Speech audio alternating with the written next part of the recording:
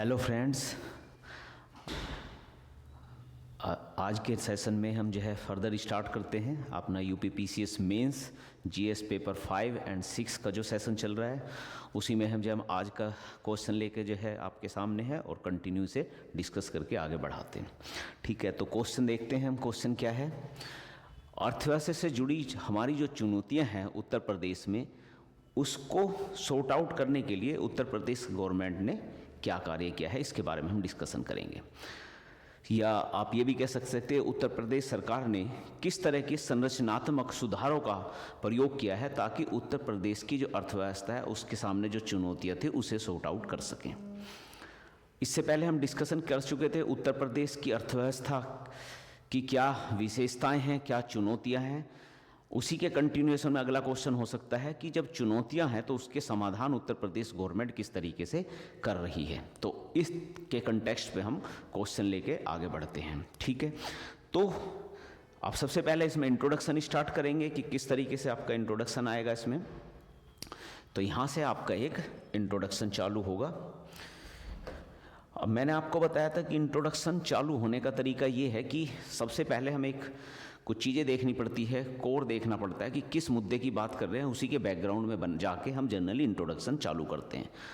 अब बैकग्राउंड क्या है? बैकग्राउंड है अर्थव्यवस्था से जुड़ी हुई चुनौतियाँ, उत्तर प्रदेश की अर्थव्यवस्था से जुड़ी हुई चुनौतियाँ, और फिर उसके ऊपर गवर्नमेंट क्या प्रयास करेंगे। तो गवर्नमेंट क्या प्रयास करेगा ये तो मुख्य भाग होगा, लेकिन अब आपका इंट्रोडक्शन इस चीज़ पर होगा कि उत्तर प्रदेश की अर्थव्यवस्था से जुड़ी हुई चुनौतियां क्या हैं, इसके ऊपर बात करेंगे। अब उत्तर प्रदेश की अर्थव्यवस्था से जुड़ी हुई चुनौतियां का जो बैकग्राउंड है वही आपका इंट्रोडक्शन होगा।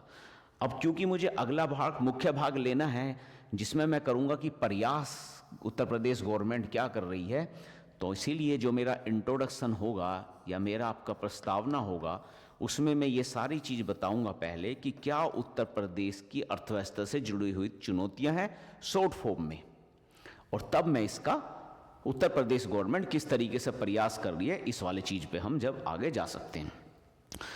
तो क्या प्रस्तावना होगी वो क्वेश्चन ही डिसाइड करेगा कि प्रस्तावना क्या होनी चाहिए, क्योंकि क्वेश्चन कि कोर ये है कि उत्तर प्रदेश की अर्थव्यवस्था में कुछ चुनौती है, उसके लिए सुधार कीजिए, लेकिन बैकग्राउंड हमें उत्तर प्रदेश की अर्थव्यवस्था की चुनौतियां ही बात करनी है।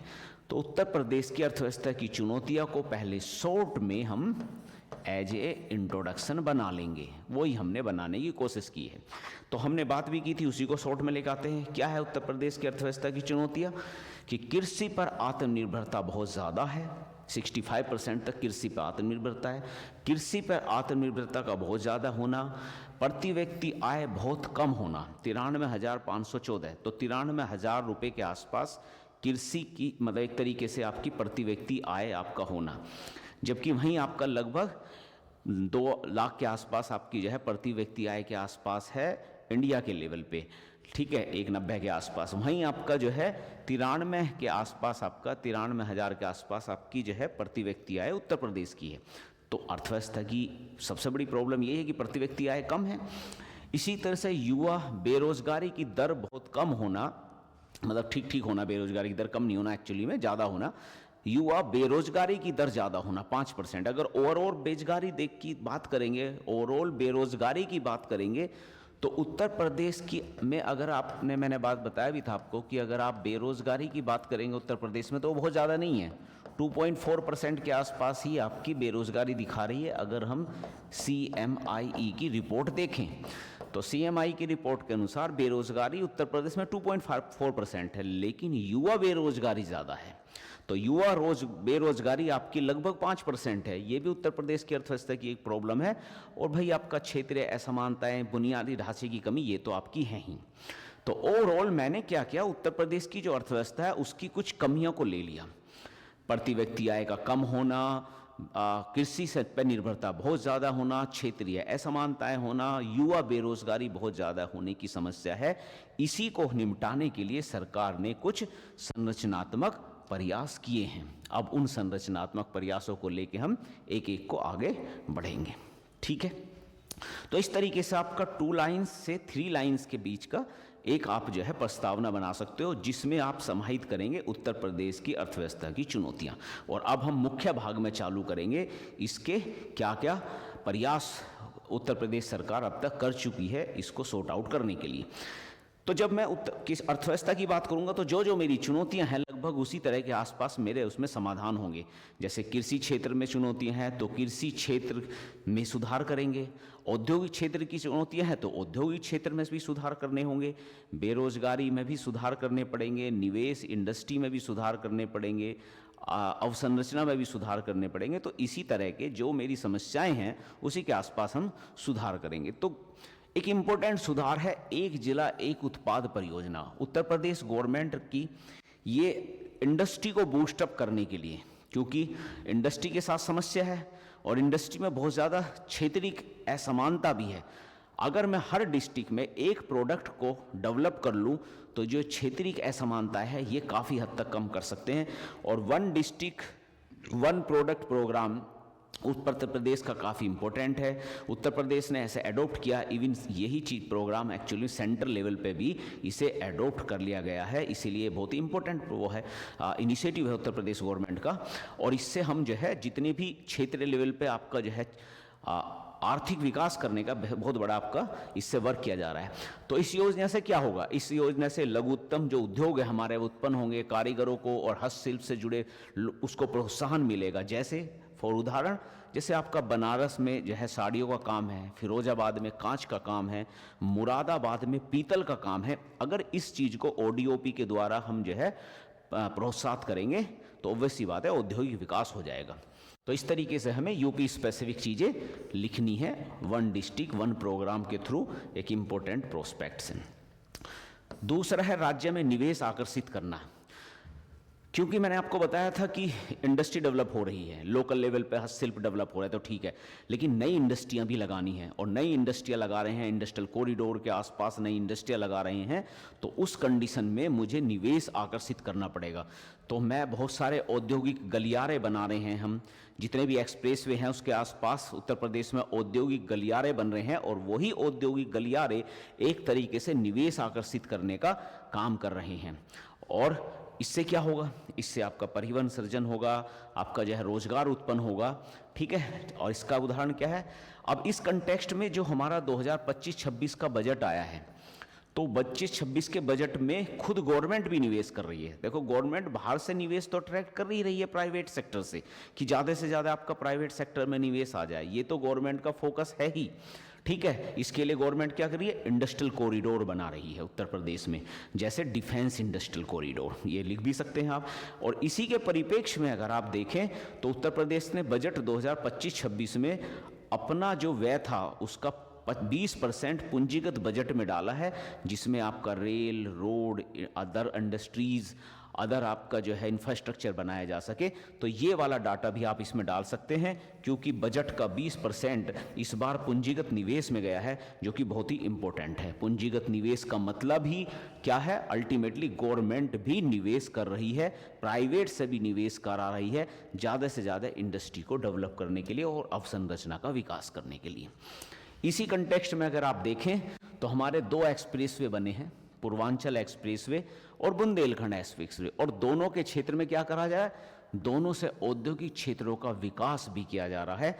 तो आप क्योंकि बुंदेलखंड एक्सप्रेसवे और पूर्वांचल एक्सप्रेसवे बनाते हैं, इसके साथ साथ इंडस्ट्रियल कॉरिडोर बनाते हैं, दोनों जगह औद्योगिक क्षेत्रों में निवेश हो रहा है। तो इससे निवेश करने का हमारा पूरा फोकस होगा और औद्योगिक क्षेत्र का विकास होगा। असमानताएं भी कम करने की कोशिश कर रहे हैं। हमने बात कहा था पहले से कि हमारी अर्थव्यवस्था की, उत्तर प्रदेश की अर्थव्यवस्था की एक बहुत बड़ी प्रॉब्लम है क्षेत्रीय असमानता।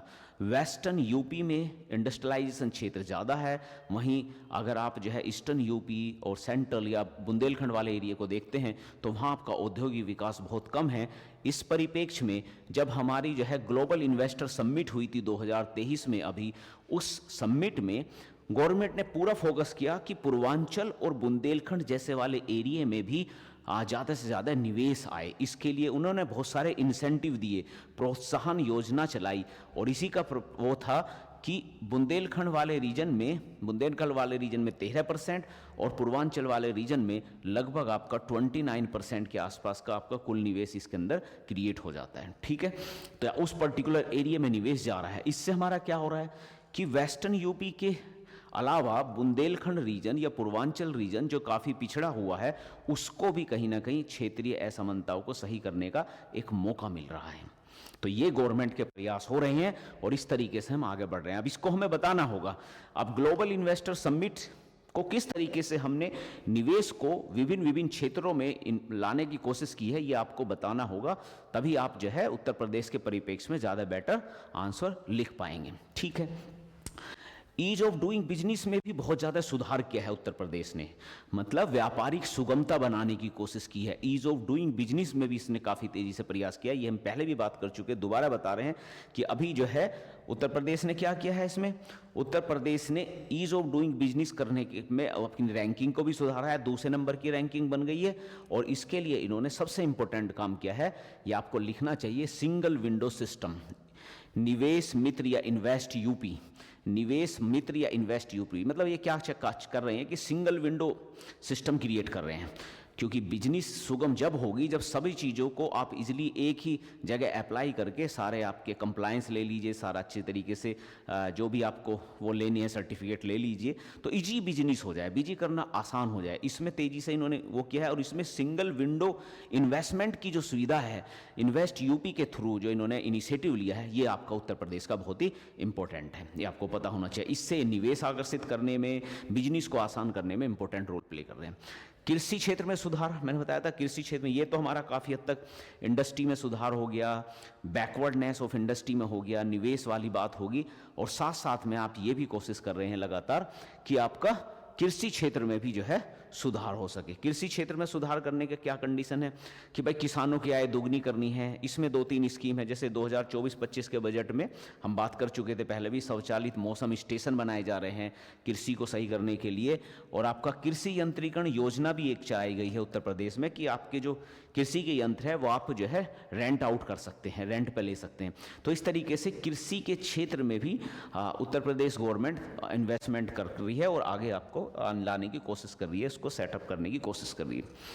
अब एक है आपका कौशल विकास और रोजगार, क्योंकि कौशल विकास और रोजगार भी, बेरोजगारी वाली समस्या भी उत्तर प्रदेश के लिए एक बहुत बड़ी समस्या क्रिएट हो रखी है। तो उसको सॉर्ट आउट करने के लिए भी काफ़ी तेज़ी से चीज़ चल रहा है, रोजगार में आपका प्रयोग किया जा रहा है, ताकि तो इसमें क्या है, ऐसा कौशल दिया जा रहा है जो रोजगार उन्मुखी हो, जिससे आपका वास्तव में जॉब मिले। तो इसके लिए ये दोनों स्कीम बहुत इंपॉर्टेंट है, एक सेवा मित्र पोर्टल और एक skill India mission. Skill India mission को उत्तर प्रदेश काफ़ी स्ट्रांगली जो है फॉलो कर रहा है, और उत्तर प्रदेश का एक सेवा मित्र पोर्टल भी है।